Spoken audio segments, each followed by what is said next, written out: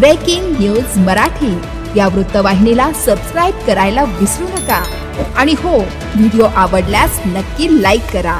मुख्य संपादक वसंत पानसरे। भामट्याने घातला वयोवृद्धाला गंडा। शहापूर तालुक्यातील वासिंद मधील घटना।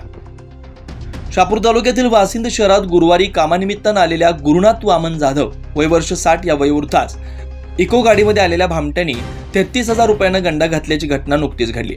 वासिंद पोलीस स्टेशनमध्ये याबाबत गुन्हा दाखल करण्यात आला। याविषयी मिळालेल्या सविस्तर माहितीप्रमाणे गुरुनाथ जाधव हे आपल्या पळसोळी गावातून वासिंद येथील साई दरबार हॉटेल जवळील गॅरेजमध्ये कामानिमित्ताने आले होते। आपलं काम उरकून दुपारच्या सुमारास घरी जाण्यासाठी थांबले असता इको गाडीमधून आलेल्या लोकांनी वासिंद जायचं का असं सांगून गाडीत बसवलं आणि हातचालाकी करत माझ्याकडे असलेल्या पैसे काढून घेऊन मला गाडीच्या खाली उतरवलं।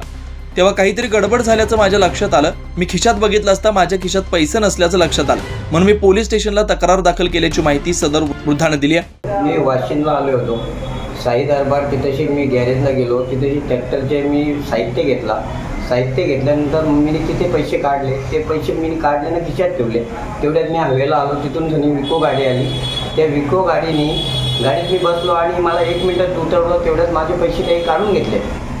माझ्याकडे 33,000 रुपये होते, लोकांचे पैसे होते ते। मी फिरायला गेलो होतो, त्या हिशोबात उज्जैनीवरून तिकडून आल्यानंतर ते पैसे मी बसवाल्यांचं द्यायला चाललो होतो, तेवढं ते मला लुटून घेतले। एवढं वासिंद शहर आणि परिसरात वयोवृद्धांचे भीतीचं वातावरण निर्माण झालं।